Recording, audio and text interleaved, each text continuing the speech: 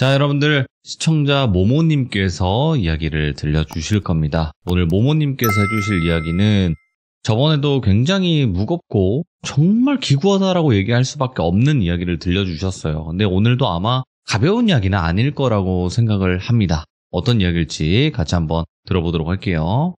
네, 모모입니다. 안녕하세요, 모모님. 예, 반갑습니다. 네, 아이고, 또 저번에 이야기는 정말 기구하다 못해서 어떻게 이런 삶을 사셨을까라고 생각이 들 정도로의 이야기였거든요. 뭔가 네네. 분노를 느끼면 사람이 죽어나가니까.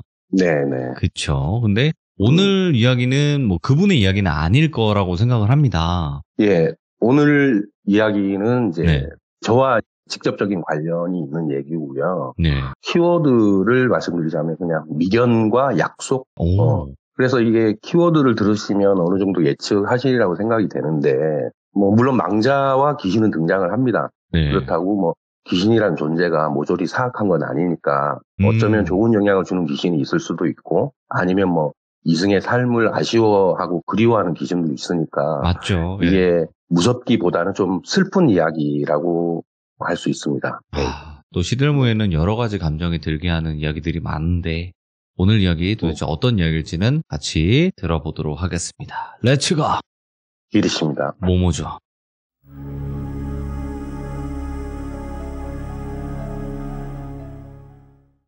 이 이야기는 2000년대 중반쯤으로 이제 거슬러 올라갑니다. 제 나이가 이제 한 30대 중반쯤이었을 때인데, 네. 저희 동네에 이제 평소 그 행동이 정말 개차반인 4살 터울의 동생이 있었어요. 동네 후배가. 이 사람은 이제 제가 똘비라고 할게요. 이 똘비는 그렇게 개차반인데도 불구하고 제 앞에서는 순한 강아지가 되는 그런 친구였거든요. 이 똘비라는 놈이 얼마나 개차반이냐면, 예. 평소에는 일반 30대 초반의 청년과 다를 바가 없는데, 문제는 술만 먹으면 조상도 못 알아보는 그런 뭐 인간 말종. 네. 어느 정도였냐면 술 먹고 뭐 남의 장독에 소변을 보는 건 기본이고, 예. 뭐 탑재구나 기본. 예. 동네 처녀들을 좀 희롱하고 좀 나쁜 짓을 하려고 하고, 그리고 노인분한테는 뭐 반말과 욕설을 한 건 옵션으로 가지고 있는 친구였거든요. 아이고, 예. 예. 그러니까 이게 뭐 동네에서 내놓은 아이였어요. 그런 아이였는데, 이 똘비 집에서는 호적에서 판에도 이상할 게 없는데, 항상 이 똘비가 사고를 치고 나면 그 엄마가 이제 묵묵히 수습만 하고 다니더라고 되게 바쁘셨거든요. 그렇다고 똘비에게 어떠한 꾸지람도 안 하시는 거예요. 그저 뭐 똘비의 엄마가 이제 하소연할 때라고는 이제 저희 어머니밖에 없었는데, 뭐 그런 덕택에 저도 제 어머니를 통해서 이제 사정을 알게 된 거예요. 그러니까 어떻게 똘비가 저렇게 됐는지에 대해서 이제 저희 어머니 통해서 들었던 이야기가, 똘비의 엄마는 이제 똘비를 가지기 전에 거의 불임에 가까운 몸 상태셨대요. 결혼 후에 이제 10년 동안 노력을 해도 아기가 생기지 않았던 거죠. 별의별 방법을 다 써봤다고 하더라고요. 뭐 무당을 찾거나 아니면 교회, 뭐 절, 뭐 성당, 이 종교적 성격을 띠는 의식도 다 해봤고, 전국의 용하다는 한의원을 찾아다니거나 아니면 대학병원을 가도 결과는 마찬가지였대요. 몸에는 이상이 없다. 근데 왜 아이가 안 생기는지 모르겠다. 이게 정답을 안 주더래요. 이제 이게 너무 그 기간이 길어지니까 주변 식구들 모두가 지쳐갈 때쯤에 이제 똘비 엄마가 그래도 지푸라기라도 잡는 심정으로 옥상에 있는 장독대에다가 정한수를 떠다 놓고 치성을 새벽마다 드렸다는 거예요. 치성을 드린 지 100일째 되던 날에 마지막 기도를 하고 돌아서서 이제 그 옥상에 있는 장독대에서 이제 내려오려고 하니까 이 정한수가 있는 사발이 장독에서 미끄러지면서 탁 깨졌대요. 똘비 엄마는 그 광경을 보고 이제 되게 낙담을 하셨대요. 더 이상 아기를 원하는 거는 무리겠구나. 내 욕심이겠구나. 그런데 그게 아마 삼신 할머니의 신호였던 것 같다라고 얘기를 하시더라고요. 덜컥 임신이 돼버린 거예요. 이제 노산이긴 하지만 그때 당시에는 뭐 태교에 대해서 중요하게 생각을 하지 않았는데도 불구하고 동네 사람들이 정말 별나다고 할 정도로 태교를 많이 하셨대요. 뭐 좋은 음식을 먹고 좋은 음악을 듣고 뭐 좋은 풍경을 보고 뭐 그 당시에는 그렇게 문화생활을 하기 힘든데도 미술관을 가서 그림 감상을 하고 그렇게 했다는 거예요. 그리고 이제 단 하루도 빠지지 않고 옥상에 올라가서 장독대 쪽으로 이제 기도를 매일 하셨대요. 그러길 10개월 후에 이제 만삭이 돼서 건강한 사내 아이가 태어난 거죠. 그게 이제 똘비인데 그 해에 똘비는 아버지 얼굴을 보지를 못했어요.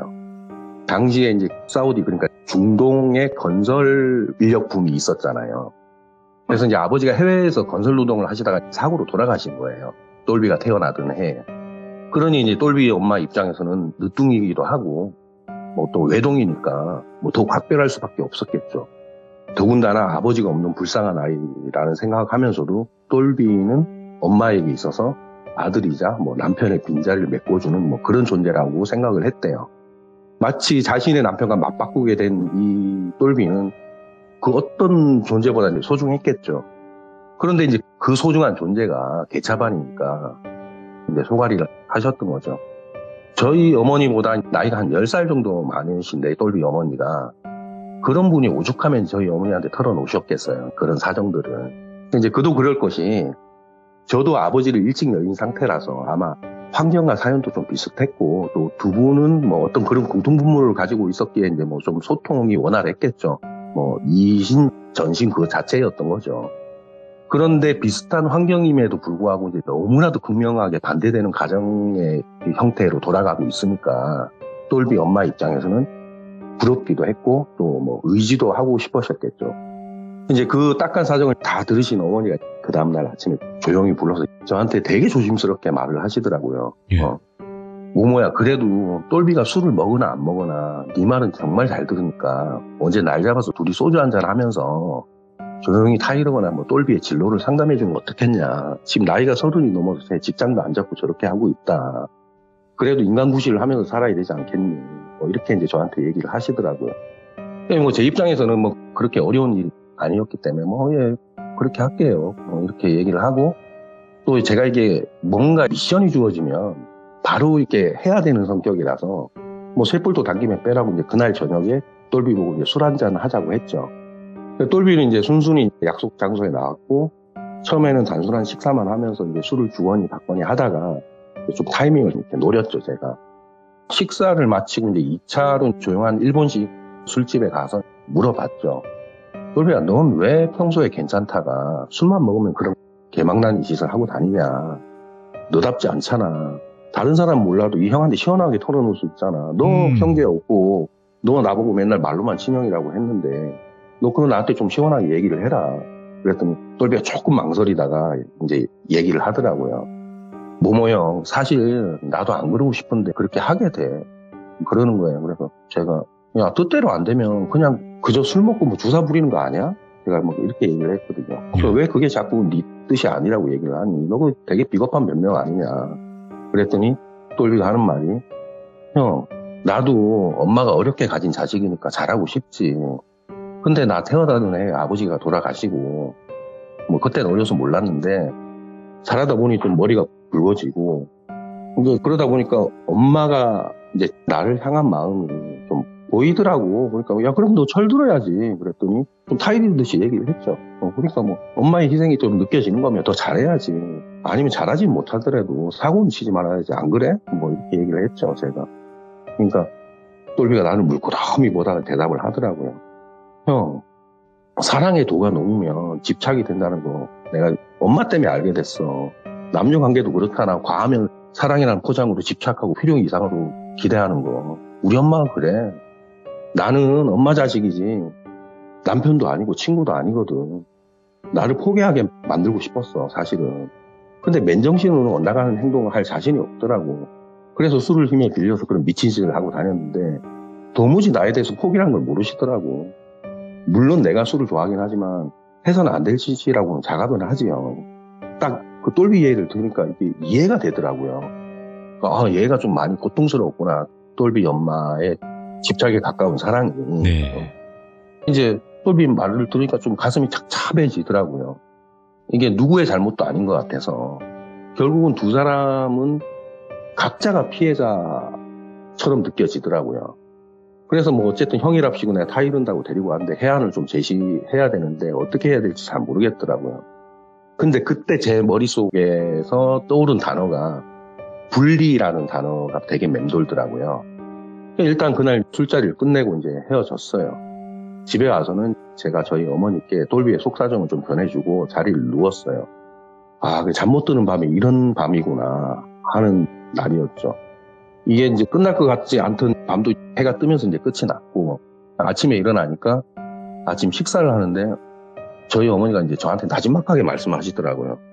어머니가 이제 수소문을 하니까 지인께서 멀지 않은 지방에 똘비가 일할 만한 곳이 있다고 하시길래 무슨 일 하는 거냐고 제가 물었거든요. 그러니까 어머니께서 염습사라는 직업이라고 하더라고요.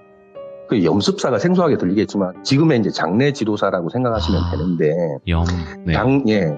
당시 뭐 장례식장의 염습사의 주 업무가 시신을 닦고 옷을 입히고 이제 입간 절차만 하는 그런 직군이더라고요.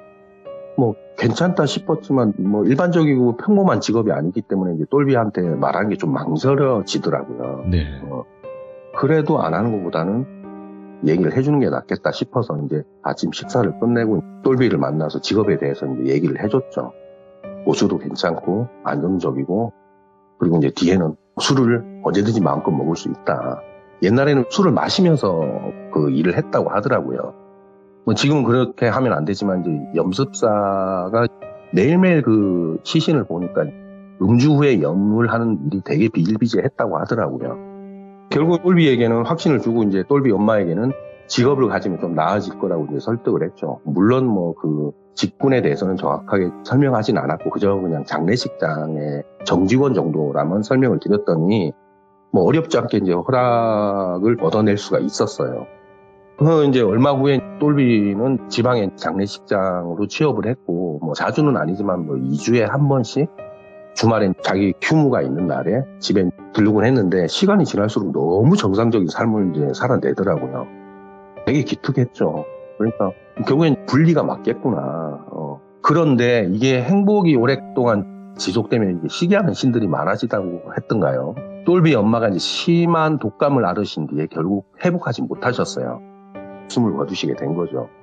이제 좀 행복해지나 싶었는데, 똘비 입장에서는 이제 좀 효도를 하나 싶었는데, 이게 이 시간과 운명은 절대 똘비의 편이 아니더라고요. 똘비는 이 소식을 듣고 한달음에 내려왔고, 뭐 세상이 뭐 떠나갈 듯 서럽게 울더라고요. 장례 절차가 다 끝나고 이제 화장하고 낙골당에 모셨죠. 그리고는 이제 집에 와서 유품 정리를 하면서 우리 동네에 이제 며칠 머물렀는데, 제가 똘비한테 할 수 있는 거라고는 그저 뭐 술 한잔 하면서 똘비를 위로해 준 것밖에 없더라고요. 그날도 이제 저녁에 술을 마시면서 이런저런 얘기를 하다가 문득 똘비의 직장 생활이 되게 궁금해지더라고요. 이게 일반적인 직업은 아니니까. 그래서 물었더니 처음에는 일반적인 뭐 일들을 얘기하다가 점점 놀라운 얘기를 하더라고요. 그게 이제 똘비가 장례식장에 처음 입사를 해서 염습사를 하게 됐는데, 이게 혼자는 못하니까 보통 2인 1조라고 하더라고요. 경력이 오래된 베테랑 염습사가 이제 지도를 했다고 하더라고요. 그때 그 베테랑 염습사가 똘비에게 주의사항을 몇 개 알려주더래요. 시신을 닦고 옷을 입히고 이제 입관까지 할 때 시신에게 어떠한 말도 하지 말라고 당부를 하더래요. 그냥 혼잣말이라도. 그게 이유가 말을 걸면 망자는 자기 자신이 살아있는 줄 알고 온전히 이성을 떠나지 않는다고, 절대 말을 걸면 안 된다고 신신당부를 하더라는 거예요. 그 베테랑 연습사가 마치 자기가 경험한 것처럼. 이제 그 다음으로 주의사항이, 보통 왜 입간식이 끝나면 이제 그 입간식의 마지막이 유족들이 관에 누워있는 시신에게 마지막 인사를 하면서 뭐 팔이나 얼굴을 만지고, 그러고 나서 그런 말들을 하잖아요. 좋은 곳으로 가셔라. 이제 그렇게 하면 입간식이 마무리가 되는데, 유족들이 시신을 등지고 걸어 나갈 때 뒤돌아보시면 안 됩니다. 그러면 망자가 이성을 온전히 떠나지 못합니다. 이렇게 염습사가 얘기를 해준다고 하더라고요. 그래서 보통 유족들이 그 말을 듣고 이제 앞만 보고 분향소 쪽으로 그렇게 가시는데, 가끔 이 유족들 중 일부가 뒤를 돌아보는 경우가 있대요. 그러면 망자도 이 미련이 남아서 온전히 이성을 못 떠난다고 하는 거예요.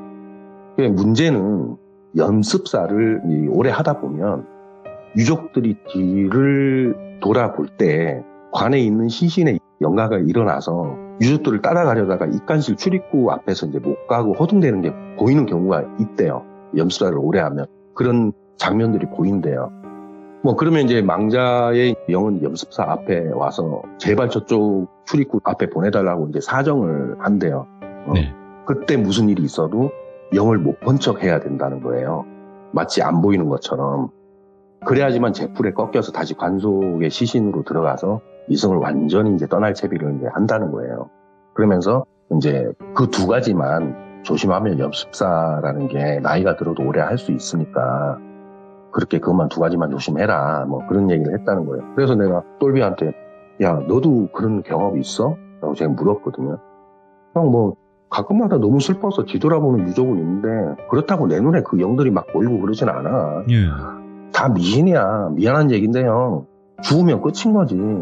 미련이 남고 말고 어딨어. 뭐 이렇게 얘기를 하더라고요. 되게 뭐 허탈하게 얘기를 하더라고요.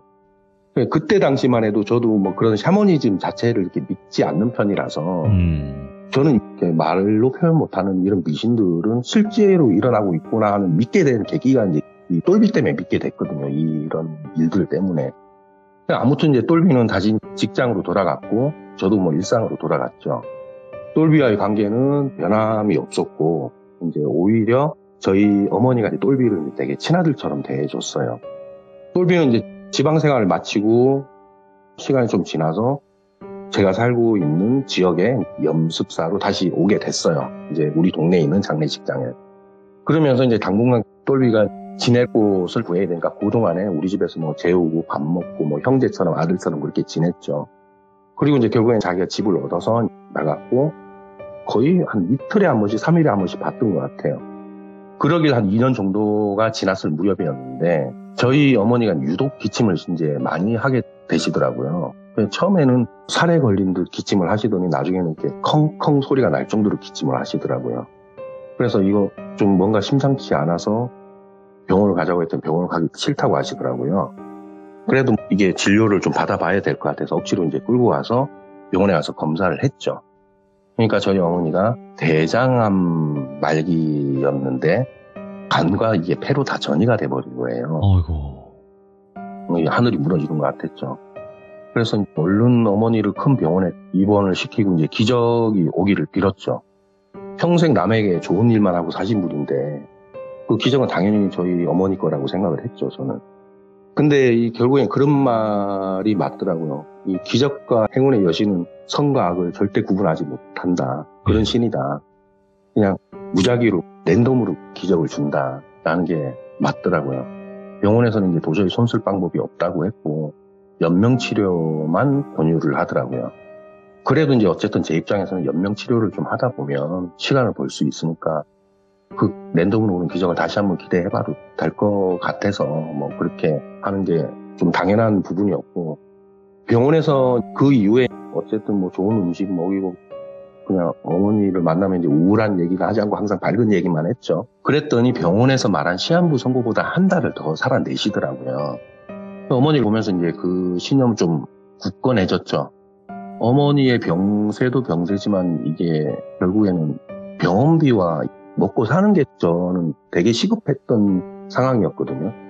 그래서 뭐 오롯이 어머니 옆에서 이제 간호를 하기엔 좀 무리였어요. 어쨌든 뭐 냉혹한 현실로 나와서 밤낮 없이 이제 일을 하고 있던 어느 날 낮에 어머니의 번호가 뜨더라고요, 제 휴대폰에. 망설여지더라고요, 이 전화를 받는데. 막 받을까 말까. 혹시 모를 비보를 통보받을까봐. 되게 두려웠던 거예요. 보통 병원에서 뭐 전산보다는 이제 그때는 막 이렇게 종이로 차트를 많이 만들고 했기 때문에 보통 환자가 이제 사망을 하고 나면 환자의 휴대폰으로 저장돼 있는 번호로 맨 먼저 전화를 한다는 거예요. 와, 미치겠더라고요. 결국엔 전화를 받았어요. 그랬더니 이게 간호사 목소리나 의사 목소리가 들리면 어떡하지 하고 전화를 딱 받았는데 뭐야 많이 바쁘지? 하고 이제 딱 저희 어머니 목소리가 들리는 거예요. 그러니까 너무 다행이죠. 그래서 엄마 지금 안 바빠. 왜? 무슨 일 있어? 그랬더니 갑자기 뜬금없이 그때가 되게 화창한 낮이었는데, 아니, 문득 무지개가 보고 싶어서 이렇게 말씀하시는 거예요. 뭐, 그날의 날씨는 뭐, 무지개는커녕 뭐, 구름 한 점 없는 화창한 날이었는데, 이 병세가 많이 악화됐나? 그래서 정신이 좀 혼미하신가? 그렇게 생각을 했죠. 근데 그게 이제 틀린 생각이라는 걸 금방 알 수 있었어요. 이제 그 다음에 어머니가 어떻게 말씀을 하셨냐면, 날씨도 이렇게 화창한데 무지개라니까 나도 주책이다, 그지? 라고 하시더라고요. 그날따라 왠지 어머니를 꼭 봐야 되겠다는 생각이 강하게 들더라고요. 그래서 일단 전화를 끊고 이제 어머니가 계신 병원으로 갔죠. 그리고 이제 어머니를 이제 차에 태우고 무작정 어디론가 내달렸어요. 뭐 그러니까 어머니가 도대체 어딜 가는 거냐고, 그러길래 무지개 보고 싶다면서 무지개 봐야지. 제가 그랬거든요. 전국이 이렇게 맑은데 어딜 가도 무지개는 못 보잖아 라고 말씀하시더라고요. 그리고 제가 어머니를 모시고 도착한 곳이 주유소였어요. 주유소에 가서 그 주유소에 있는 직원한테 10,000원을 건네면서 자동 터널식 세차를 해달라고 했거든요. 그때 당시에 세차비가 2,000원이었는데 3번만 좀 돌려달라고 나머지는 돈 가지시라고. 그래서 이제 그 터널식 세차를 차가 들어갔죠. 어머니는 좀 되게 어리둥절해 하시더라고요. 묵묵히 제 얼굴만 보시길래 저는 그냥 앞만 보고 있다가 이제 차량이 그 터널을 빠져나올 때쯤에 이게 분사된 이제 물의 입자가 햇볕에 반사되면서 이제 무지개가 보이더라고요. 이제 그거를 생각하고 갔죠. 어쨌든 무지개를 보여드리고 싶어서. 그때 이제 저희 어머니가 막 울기 시작하시더라고요. 저는 이제 묵묵히 입술을 콱 깨물고 저도 이제 울음을 간신히 참으면서 그 슬픈 무지개를 3번이나 본 거죠. 세차가 이제 끝나고 나니까 그러시더라고요. 참 사력 있고 멋진 사람이 내 아들이라는 게 너무 고맙다고 하시더라고요. 저는 이제 그 말을 듣고 그냥 뭐 이렇게 뭐라고 대꾸를 할 수가 없더라고요. 이제 이런 어머니와의 데이트가 마지막 데이트일 것 같았던 거예요, 저는. 그래서 그 차를 끌고 대형마트로 차를 몰았어요. 도착한 저는 이제 어머니를 모시고 여성복 코너에서 이제 목이 좀 허전하시길래 보라색 머플러를 하나 사서 이제 목에 이렇게 감아드리고 평소 어머니가 좋아하시던 푸드코트 그 위에 샤브샤브 집을 모시고 갔어요. 음식을 시키고 묵묵히 식사를 하던 중에 어머니가 화장실을 가신다면서 나가셨는데 꽤 오랜 시간을 오시지 않더라고요. 화장실에서 쓰러지셨나? 충분히 그럴 수 있는 몸 상태셨으니까. 그래서 도저히 안 되겠다. 여자 화장실 내가 직접 들어가 봐야 되겠다. 그래서 이제 자리에서 딱 일어나는 순간 이제 어머니가 오시더라고요, 저 앞에서. 근데 화장실 갈 때 아무것도 안 들고 가셨는데 손에는 황색 서류 봉투를 드신 채 걸어오더라고요. 이제 그게 뭐였냐면 화장실 가신다고 하면서 그 보통 그 대형 마트나 이런 데 보면 사진관이 있잖아요. 속성으로 뽑는 사진관. 그래서 이제 영정사진을 찍어서 오신 거예요, 본인이. 그래서 출력을 해서. 자리에 앉으면서 이제 그 영정사진을 저한테 주는 게 아니라 영정사진을 옆에 놓더니 똑같은 모습이 담긴 여권용 사진을 저한테 내밀더라고요. 어머니가 그러면서 하시는 말씀이 모모야, 엄마는 영원히 떠나는 게 아니라 잠시 여행 갔다 오는 거야. 그러니까 설령 엄마가 긴 시간 돌아오지 않더라도 너무 낙담하거나 슬퍼하지 마. 이러시는 거예요. 저는 어머니 그 말에 이제 입에 음식을 문 채로 결국 눈물을 터뜨리고 말았죠. 어떻게 그게 눈물이 안 나올 수가 있겠어요. 아이처럼 정말 엉엉 울었던 것 같아요, 그때. 그리고 이제 얼마 후에 며칠이 지나서 어머니는 그 여행을 하시러 떠나셨어요. 돌아가신 거죠. 근데 이게 이제 또 우연인지 필연인지 이제 어머니의 장례 절차를 진행을 하는데 염습을 돌비가 하게 된 거예요. 정말 잘 부탁한다고, 차라리 이게 잘 됐다고, 정말 잘 부탁한다고. 그리고 이제 입간하는 날에 어머니하고 마지막 작별 인사를 하고 나서 입간실을 나가려는데 이게 좀처럼 발걸음이 떨어지지 않더라고요. 이제 저도 좀 이렇게 되게 외롭게 자라서 이게 어머니가 유일한 가족이었거든요. 그러니까 어머니가 안 계시면 저는 이제 이 세상에 혼자가 돼버리는 그런 순간이었고. 그러니까 이게 그 상실감이 어마어마하게 오더라고요. 그래도 이제 어머니를 편히 보내려면 내가 그냥 앞만 보고 가야 했기 때문에 이제 결국 탁 나가서 이제 분향소를 가려면 왼쪽으로 꺾어야 되는데 코너를 딱 돌아서는데 마치 어머니가 저를 부르는 듯한 환청이 들리더라고요. 모모야, 난 늘 네 곁에 있으니까 너무 슬퍼하지 마. 이 소리가 들리는 거예요. 환청처럼. 근데 이게 너무 생생하게 들려서 바로 옆에서 누가 육성으로 말을 하고 있는 것 같더라고요. 순간 저는 그 소리가 들리니까 뒤를 돌아봤죠. 입간실 쪽으로. 근데 뭐 제 눈에는 아무것도 안 보이더라고요. 그때 입간실에서 저를 지켜보던 똘비가 저에게 얼른 가라는 손짓을 하길래 서둘러서 슬픈 마음을 아는 채 분향소로 가고 이후에 이제 모든 장례 절차를 끝내고 뭐 유품 정리도 끝내고 이제 망연자실하게 어머니 흔적을 보다가 어머니랑 먹던 샤브샤브가 지독하게 그립더라고요. 네. 그래서 저는 이제 마치 정신 나간 사람처럼 샤브샤브 집으로 가서 그 음식을 먹는데 이게 저도 평소에 좋아했던 음식이라서 그렇게 먹으면서 어머니를 추억하자 하고서 먹고 있는데 이게 음식을 슬픔 속에서 먹었던 음식이라서 그런지 바로 체하더라고요. 그 이후에 몇 번이고 시도를 해봤는데 그때마다 계속 체하는 거예요. 이제 그 사무치게 그리운 음식도 점점 이게 기피 음식이 돼버린 거죠. 심지어는 체함을 감수하고서라도 먹긴 하는데 그게 너무 고통스러워서 제가 이제 하늘을 원망했죠. 이런 추억조차 가져가는다는 그 자체가 너무 원망스럽더라고요. 그래서 이제 어머니를 보내고 나서 한 2주 정도 지났을 때 이 똘비한테서 전화가 걸려온 거예요. 형, 상심이 크지? 그래도 내가 어머니 정성을 다해서 염해드렸으니까 너무 걱정하지 마. 장례식 이후에 이제 똘비한테서 걸려온 첫 번째 전화였거든요. 네. 뭐, 그러게 저는 그저 고맙다는 말을 의미 없이 그냥 했더니 이제 똘비가 그러더라고요. 형, 이럴 때일수록 사람 만나야 돼. 난 형이 마음 걸려서 좀 오늘 반찬 했거든? 일단 보자. 밥을 먹든 술을 먹든, 뭐 얘기만 하든지 그렇게 하자. 그러길래 또 그 순간 이제 저는 되게 위로를 받고 싶은 상황이어서 뭐 마다할 이유가 없었거든요. 그래서 이제 뭐 그러자. 그래가지고 오후에 똘비를 만나서 이제 술을 한잔 하는데 그러더라고요. 그때 좀 소름이 돋았어요. 이 똘비를 보면서 형, 나랑 무지개 보러 갈래? 딱 이러는 거예요. 정말 놀랐어요. 네. 이 무지개 일은 어머니하고 저하고만 아는 얘기인데 이 똘비가 절대 알 리가 없거든요. 멍하니 똘비만 보고 아무 말도 못하고 있으니까 똘비가 무작정 저를 차에 태우더니 어머니가 묻힌 추모공원으로 향했어요. 차 안에서도 단 한마디도 안 하더라고요. 그래서 저는 이제 어머니의 유언에 따라서 수목장을 해드렸거든요. 그 나무 한 그루에 여러 유골함이 둘레로 묻혀있는 그런 수목장이었는데 그날도 되게 화창했어요. 그래서 이제 똘비랑 저랑 차에서 내려서 어머니가 계신 그 나무 쪽으로 걸어가고 있는데 그때 마침 스프링쿨러가 물을 탁 내뿜으면서 돌더라고요. 여지없이 무지개가 생기더라고, 화창한 날에.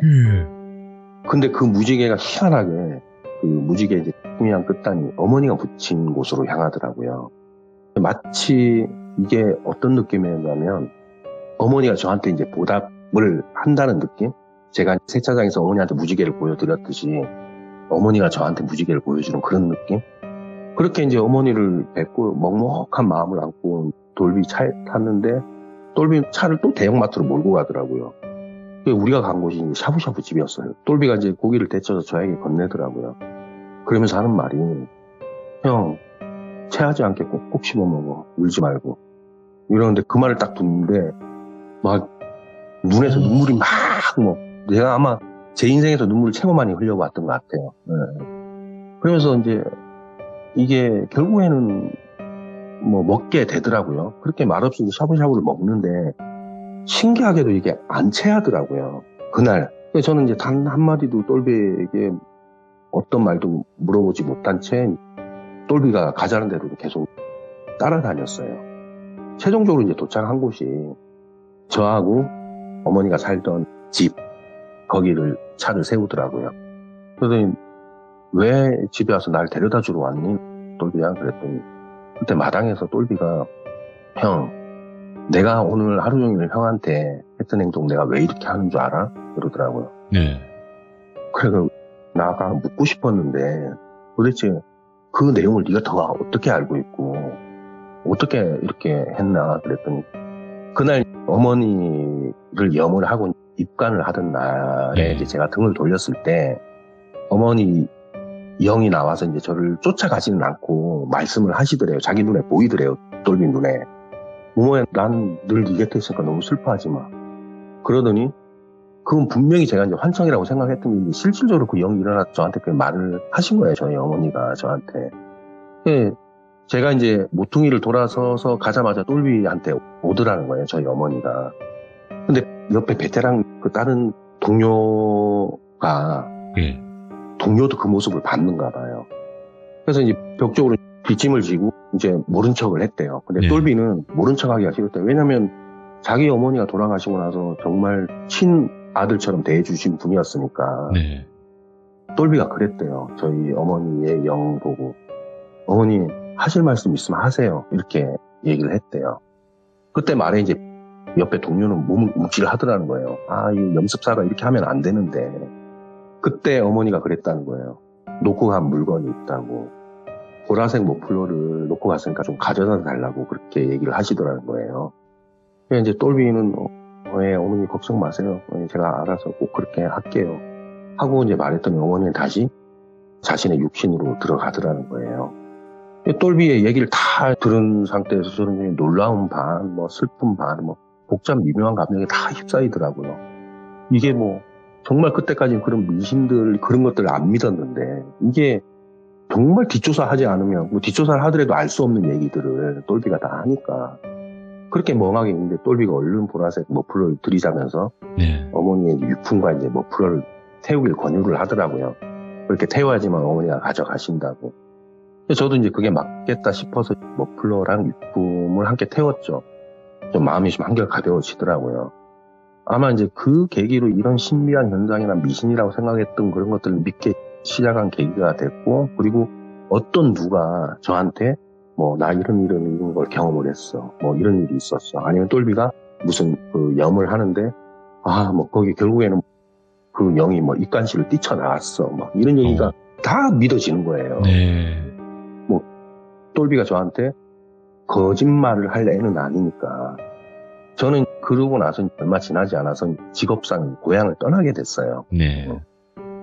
타지막에서 이제 혼자 살기라는 게 이제 이 외로움과 공허함도 오고 또 어머니를 보낸 지 얼마 안 돼서 상실감들이 저를 막 괴롭히더라고요.